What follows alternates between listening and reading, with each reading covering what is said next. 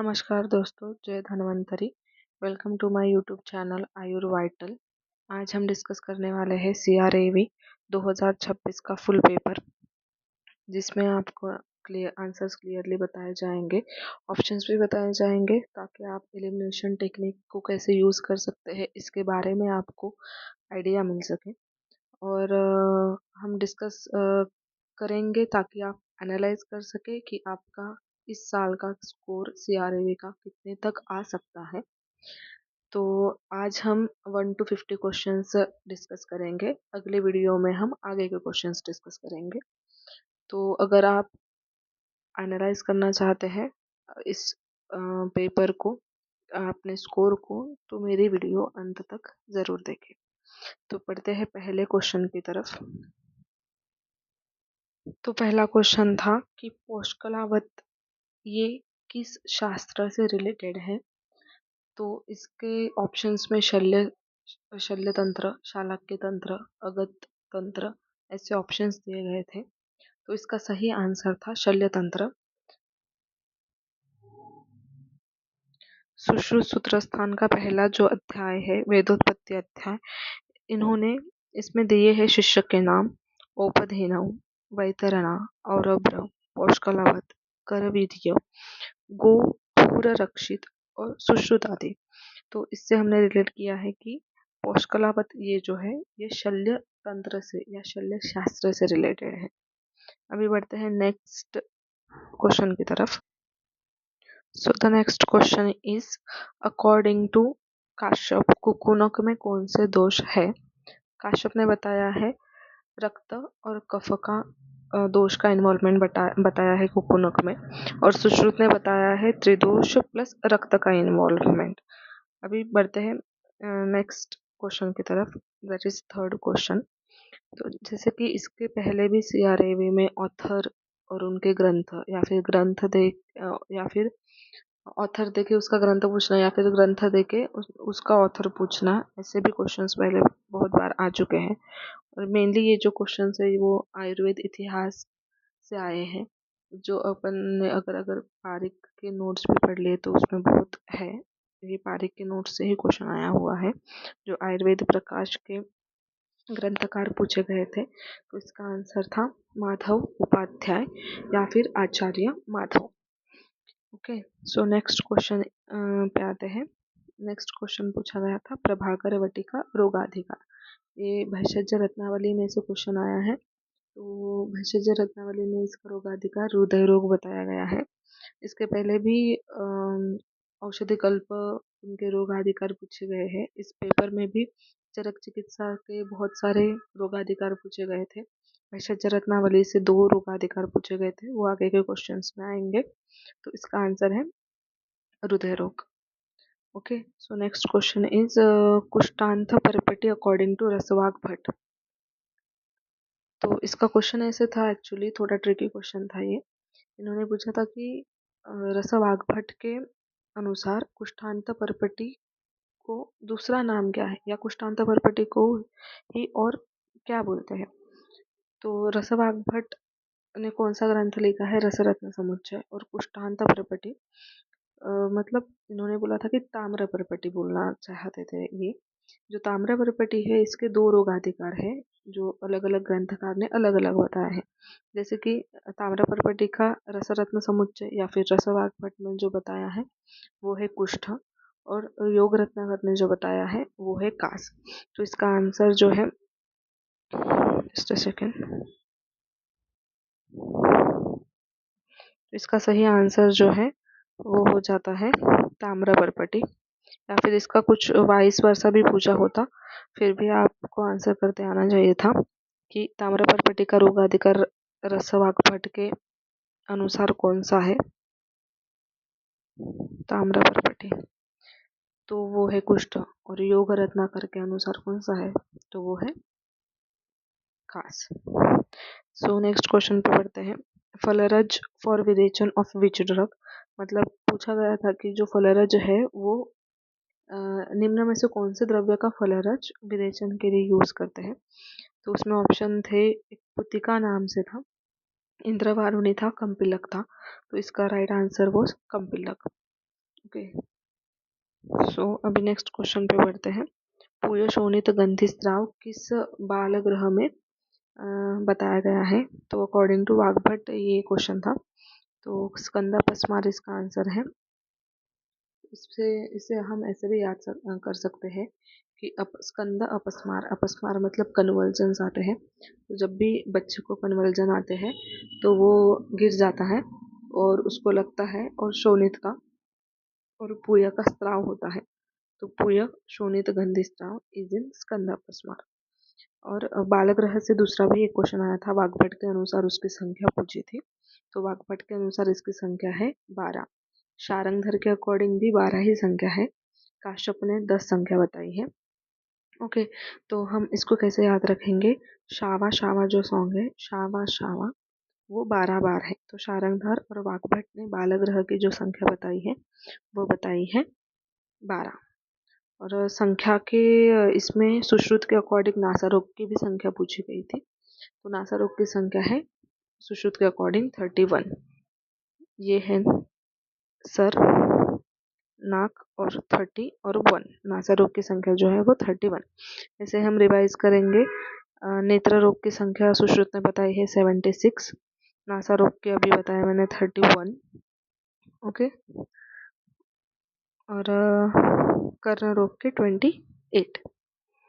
सो अभी बढ़ते हैं नेक्स्ट क्वेश्चन की तरफ।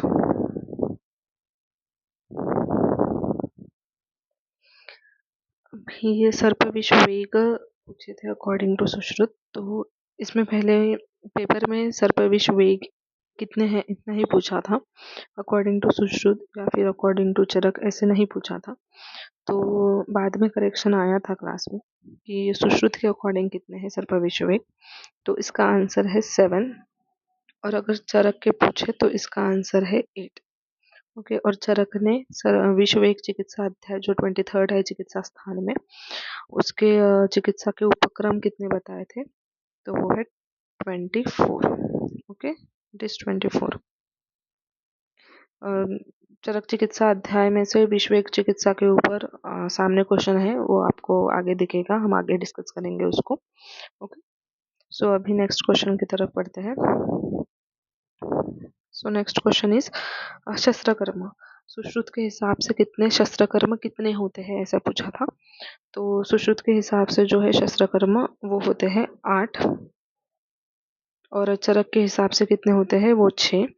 तो इसमें 2 एक्स्ट्रा कौन से बताए हैं? तो एशन बताया है और आहरण बताया है extra. Okay, so let's move on to the next question. अभी पारिजातक कषाय ये कौन से डिसीज में दिया जाता है ऐसे पूछा था।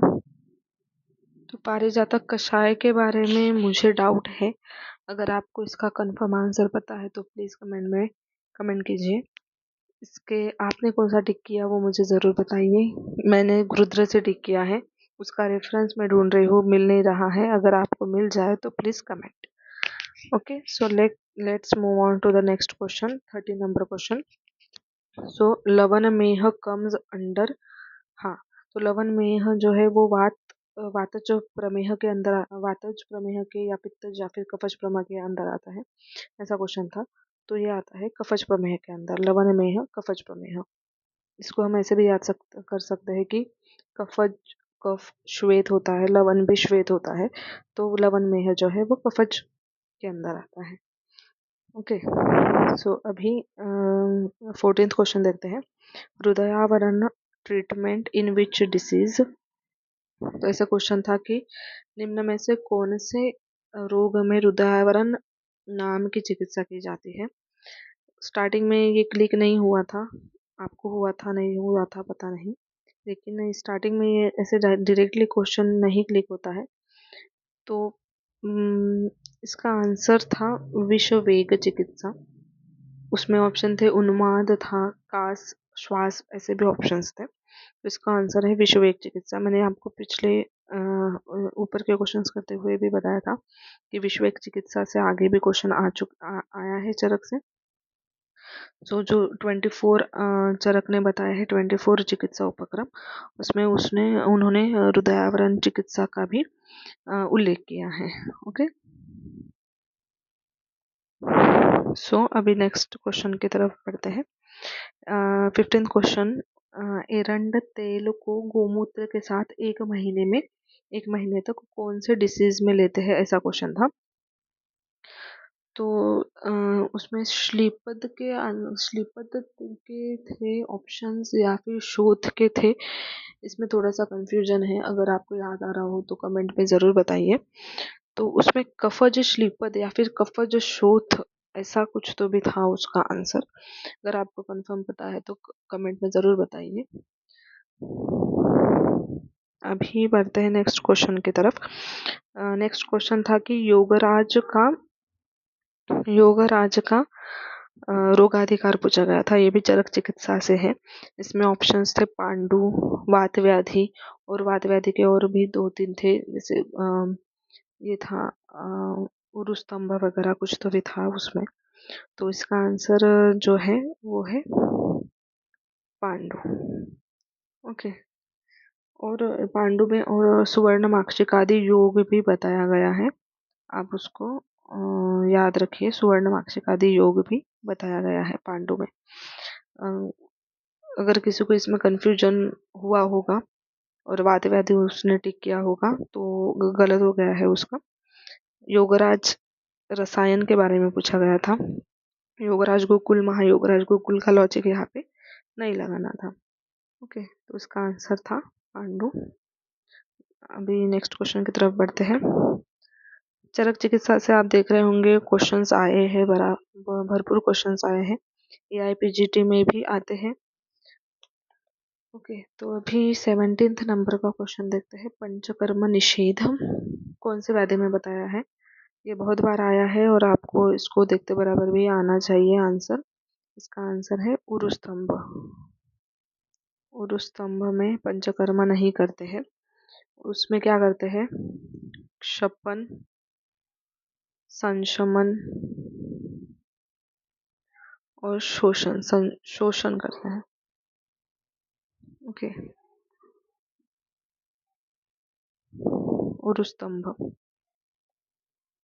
उरुस्तंभ के रिलेटेड और भी आगे क्वेश्चन है, चिकित्सा से रिलेटेड, चिकित्सीय योग से रिलेटेड है, वो हम आगे देखेंगे। ओके, तो सीरावेद का निषेध निम्न में से किन व्याधि में बताया है, ऐसा क्वेश्चन था। तो ये डायरेक्ट क्वेश्चन भी इसके पहले आ चुका है और फिर से ये रिपीटेड क्वेश्चन है। तो ऑप्शंस थे उन्माद वगैरह, ऐसे कुछ ऑप्शंस थे, तो उसमें से करेक्ट आंसर था अवबाहुक। अवबाहुक मतलब फ्रोजन शोल्डर, उसमें सिरावेद का ये बताया है, निषेध बताया है अवबाहुक में। Okay, so the next question is, हाँ, ये आवृत्तवात में से क्वेश्चन आया था। आक्षेपण ऐंठन ये कौन से आवृत्तवात का लक्षण है, ऐसे पूछा था। इसका रेफरेंस मैं ढूंढ रही हूँ, अगर आपको मिला हो तो कमेंट में कमेंट कीजिए और बताइए, और आपने क्या टिक किया है वो भी बताइए। मैंने शायद इसका सीधा वृत्त या स्नायु वृत्तवात कुछ किया है, आप मुझे ज़रूर बताइए इसका करेक्ट आंसर। ओके, अभी नेक्स्ट क्वेश्चन की तरफ चलते हैं। 20th क्वेश्चन, इसका उसको पूछा था कि सुश्रुत के अकॉर्डिंग मेधावृत्तवात किसको कहा जाता है? तो इसका आंसर मेधावृत्तवात जो है ये चरक ने और सुश्रुत ने अलग अलग बताया है। तो मेधावृत्तवात को ही चरक ने खुड्डवात या आढ्यवात या फिर वात रक्त बताया है, और सुश्रुत ने उसको उरुस्तंभ बताया है। तो ये शायद चरक के अकॉर्डिंग था या सुश्रुत के अकॉर्डिंग था, उस पर आंसर डिपेंड करता है। अगर सुश्रुत के अकॉर्डिंग है तो उरुस्तंभ उसका करेक्ट आंसर है, और चरक के अकॉर्डिंग जो अगर है तो वात रक्त उसका करेक्ट आंसर है। Okay, so let's move on to the next question. मधुस्नूही रसायन आया था, इसका रेफरेंस मैं ढूंढ रही हूँ। अगर आपको पता है मधुस्नूही रसायन कहाँ पे है तो प्लीज़ मुझे कमेंट करके ज़रूर बताइए। ताकि मेरे भी नॉलेज में भर पड़ सके। ओके, सो सम परिवृत्त नाभि 22 नंबर का क्वेश्चन। सम परिवृत्त नाभि ये किस प्रकार के उदर में है, ऐसा क्वेश्चन आया था। तो इसका आंसर है दकोदर। ओके, और अभी देखते हैं ये अष्टकटवर। अष्टकटवर तेल का रोगाधिकार पूछा गया था। तो इसका रोगाधिकार है उरुस्तंभ। उरुस्तंभ में से दो क्वेश्चन आए थे, एक आया था कि पंचकर्म का निषेध और दूसरा आया था अष्टकटवर तेल का रोगाधिकार। सो नेक्स्ट है आखुर विष। ये जो उपमा है ये किसको दी गई है। तो आखुर विष के समान जो फैलता है शरीर में वो होता है वात रक्त। ओके, और वेदना वाला जो है वो वृश्चिक वेदना के जैसे जो जिसका पेन होता है वो होता है आमवात। ओके, ये आपको पता होगा, आखुर विष और वृश्चिक वेदना, ये ध्यान में रखना है, बार बार आते हैं, AIPGT में भी बहुत बार आ चुका है। ओके, अभी और एक रोगाधिकार आया था अष्टांग लवन, चरक का ही है, चरक चिकित्सा का ही है। किस मदात्य में यूज करते हैं अष्टांग लवन, तो है कफज मदात्य में यूज करते हैं। ओके, अभी आहार विधि विशेष आयतन कितने होते हैं, चरक सूत्र का क्वेश्चन है। आहार विधि विशेष आयतन होते हैं 8, अष्ट विधि आहार विशेष आयतन, और जो आहार परिणाम कर भाव जो होते हैं वो होते हैं 6। ये आपको रटना है, याद रखना है। हमें नेक्स्ट क्वेश्चन देखते हैं। क्वेश्चन आया था रसशास्त्र से कि कोटि कोटि गुणाधिक धिक्यम, कोटि कोटि गुणाधिक्यम ये किसके बारे में कहा जाता है। तो ये कहा जाता है अभ्रक के बारे में। लेकिन अभ्रक में भी उन्होंने पूछा, स्पेसिफिक थे ऑप्शंस कि कृष्ण अभ्रक है या श्वेत अभ्रक है या पीत अभ्रक है। तो उसका आंसर था राइट कृष्ण अभ्रक। कृष्ण अभ्रक के बारे में पूछा है, बोला जाता है कोटि कोटि गुणाधिक्यम। रसरत्न समुच्चय के ये सेकंड अध्याय में दिया गया है। अगर आपको रसरत्न समुच्चय के नोट्स चाहिए तो आप कमेंट कीजिए, मैं आपको लिंक दूंगी नोट्स के। ओके, अभी नेक्स्ट क्वेश्चंस पे चलते हैं। अन्नप्राशन जो है अकॉर्डिंग टू काश्यप कौन से मंथ में होता है। तो according to Kashyap 10th month में होता है अन्नप्राशन, और फलप्राशन जो है वो 6th मंथ पे होता है। ओके, और अभी चलते हैं नेक्स्ट क्वेश्चन की तरफ। संधि शैथिल्य सुश्रुतसूत्र स्थान 15 वृद्धि क्षय वाला जो अध्याय है उसमें से भी दो क्वेश्चन आए थे। एक संधि शैथिल्य का क्वेश्चन आया था और एक प्लीहा वृद्धि का क्वेश्चन आया था। तो संधि शैथिल्य जो है वो कफ क्षय में आता है, क्योंकि ये संधि के प्लेस का जो है कफ उसका क्षय हो गया, इसलिए ये ढीली पड़ गई, शैथिल्य आ गया। ऐसे आप याद रख सकते हैं इसको। और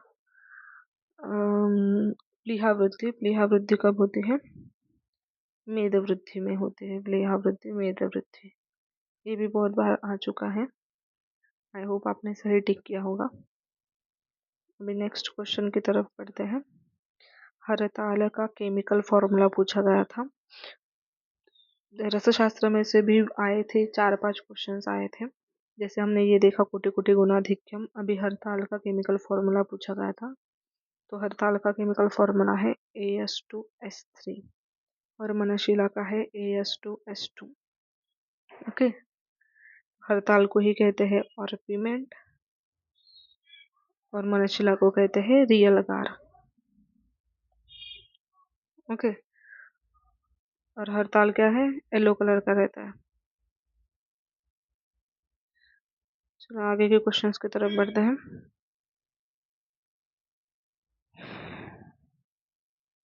दंत उत्पत्ति में ये उपयोगी घृत पूछा था। इसमें ऑप्शंस थे वचादि घृत या बलादि घृत और कल्याण घृत, ऐसे घृत दिए गए थे ऑप्शंस में।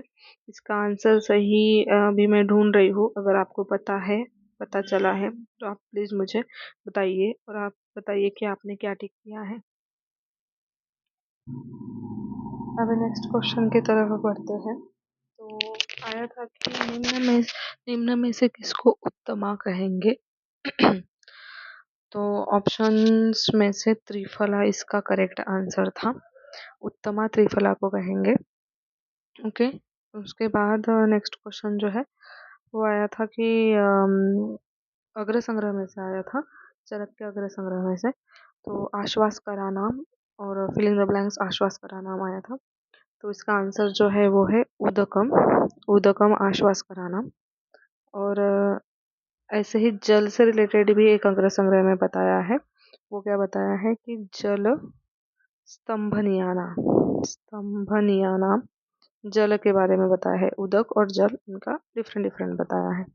ओके, और अग्र संग्रह में से और एक क्वेश्चन आया था, सर्वश्रेष्ठ पथ्यकर कौन है। इसमें फिलिंग द ब्लैंक्स टाइप में क्वेश्चन नहीं था। इसमें क्वेश्चन था कि पथ्यकर सर्वश्रेष्ठ पथ्यकर निम्न में से किसे कहा गया है। तो उसका आंसर जो है वो पथ्यानाम जो है वो हरितकी है। हरितकी पथ्यानाम। ओके, और हरितकी पथ्यानाम। और जो आमलकी के बारे में क्या कहा गया है सिमिलरली, तो आमलकी के बारे में कहा गया है वयस्थापना नाम। वयस्थापना नाम आमलकी के बारे में कहा गया है। ओके, और अग्र संग्रह में जो और एक क्वेश्चन था वो आगे होगा शायद, लेकिन मैं यहीं पे बता देती हूँ। 3 क्वेश्चन हैं अग्र संग्रह में से। तो नेक्स्ट क्वेश्चन जो है वो था वृषवाथरा नाम। ये किसको कहेंगे, तो ये कहेंगे एरंड मूल को कहते हैं वृषवाथरा नाम। और ऐसे ही सिमिलर जो है वृक्ष सर्वदोष हरा नाम, ये किसे कहते हैं विदारी। विदारी कंदक, विदारी गंधा, वटेवर। ओके, तो अभी नेक्स्ट क्वेश्चन के तरफ बढ़ते हैं। श्लोक दिया था आदो अंत्येश्च, ऐसे टाइप में एक श्लोक था जिसका मतलब था कि इसको हम भोजन के पहले भी खा सकते हैं, भोजन के मध्य में भी खा सकते हैं और भोजन के लास्ट में भी खा सकते हैं। तो इसमें ऑप्शंस थे त्रिफला था, आमलकी था और हरितकी था और फोर्थ ऑप्शन कुछ तो भी था। तो इसमें से जो करेक्ट नेक्स्ट क्वेश्चन की तरफ बढ़ते हैं।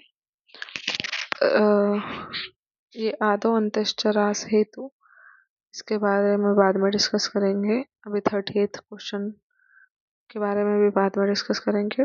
डायरेक्टली 40th क्वेश्चन की तरफ बढ़ते हैं। ओज को क्वेश्चन ऐसा था एक्चुअली कि सुश्रुत ने बल किसे माना है। उसमें ऑप्शन में जो था उसमें ओज वॉज द करेक्ट आंसर। और नेक्स्ट क्वेश्चन की तरफ बढ़ते हैं। 41 जो था उसमें पूछा था कि सुश्रुत कल्पस्थान का संबंध किससे के साथ बताया गया था। तो उसका जो है आंसर था कि विषय चिकित्सा उसमें वर्णन किया है सुश्रुत कल्पस्थान में। ओके, अभी 42 क्वेश्चन जो है 42 क्वेश्चन में पूछा गया था कि बस्त गंध मूत्रत्वम जो है वो एक पूर्व रूप कौन सा डिसीज में मिलता है। तो इसका सिंपल सा आंसर था अश्मरी। 43rd क्वेश्चन में जो है वो पूछा था कि अवैध सीरा जो है अकॉर्डिंग टू सुश्रुत वो कितने बताए गए हैं। तो इसका आंसर था 98। सो अवैध सीरा जो है वो 98 बताए हैं सुश्रुत में। इसमें से हम टोटल सिराएं जो है वो 700 बताई है, सीरा 700। उसमें से शाखा में जो है उन्होंने बताया है 400। शाखा में जो है शाखा में 400 बताया है और कोष्ठ में 136। ये टोटल है, इसमें से अवैध फिर बाद में बताऊंगी। टोटल जो शाखा में 400, 136 जो है वो कोष्ठ में, और ऊर्ध्व जत्रु जो है वो 164 बताए हैं। सो इसमें से अवैध कितने कितने बताए हैं। इसमें से शाखा में 16 अवैध बताए हैं और कोष्ठ में 32। इसके डबल करना है, 16 2 सा 32 और ऊर्ध्व जत्रु वो बताया है 50। तो 16, 32 और 50 ये जो टोटल है ये 98 ऐसे अविद्या से राय बताया है। ओके, सो नेक्स्ट क्वेश्चन की तरफ चलते हैं। इसमें नेक्स्ट जो है वो था, हाँ, श्लोक दिया था ये प्राणो रसेंद्रस्य। प्राणो रसेंद्रस्य किसे कहते हैं ऐसे करके पूछा था। रसशास्त्र का है ये भी रसरत्न समुच्चय सेकेंड अध्याय का ही है। तो प्राणो रसेंद्रस्य जो है ये माक्षिक को कहते हैं। ओके, प्राणो रसेंद्रस्य ये माक्षिक को कहते हैं। अभी बढ़ते हैं नेक्स्ट क्वेश्चन की तरफ। तो गुडुची ऐसे आया था कि गुडुची जो है वो निम्न में से कौन से पंचमूल में आता है। तो ऑप्शन में थे बृहत पंचमूल था, तृण पंचमूल था, लघु पंचमूल था और वल्ली पंचमूल था। तो इसमें से करेक्ट ऑप्शन जो है वो वल्ली था, क्योंकि बृहत में नहीं आता है, लघु में भी नहीं आता है।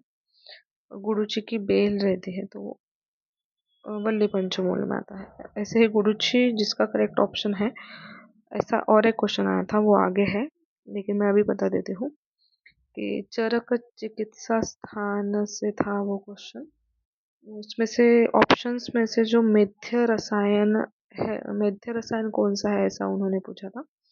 तो उसके ऑप्शन में भी गुडुची जो है वो करेक्ट ऑप्शन था। ओके, तो गुडुची दो जगह पे आया था, वल्ली पंचमूल में आता है गुडुची और गुडुची मेध्य रसायन में भी है। और मेध्य रसायन में भी गुडुची का जो है वो स्वरस यूज करते हैं। ओके, स्वरस। और किसका यूज करते हैं, मंडूकपर्णी का, गुड मॉर्निंग स्वरस। ओके, तो गुडुची और मंडूकपर्णी का जो है वो स्वरस यूज करते हैं मेध्य रसायन में। और यष्टि मधु भी है उसमें मेध्य रसायन में, उसका क्या यूज करते हैं, उसका क्षीर के साथ यूज करते हैं, उसका चूर्ण, यष्टि मधु चूर्ण विद क्षीर के साथ यूज करते हैं। Okay, so moving on to the next question. हाँ, अभी सुश्रुत सूत्र स्थान के जो गण वाले अध्याय है तो उसमें से दो क्वेश्चन आए थे। एक आया था कफमेध विशोषण, इनमें से कौन सा गण है, और एक था ऊर्ध्व श्वास विनाशन, इनमें से कौन सा गण है।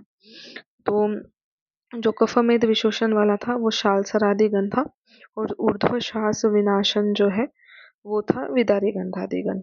ओके, तो ये गण वाला टॉपिक भी बहुत इंपॉर्टेंट है। जैसे अग्रद्रव्य अपने हैं चरक के, वैसे ही ये गण वाला भी करके रखना है। इसमें से भी क्वेश्चन पूछे जाने लगे हैं और दो दो क्वेश्चन आए हैं एक ही अध्याय में से, तो ये इम्पोर्टेंट है।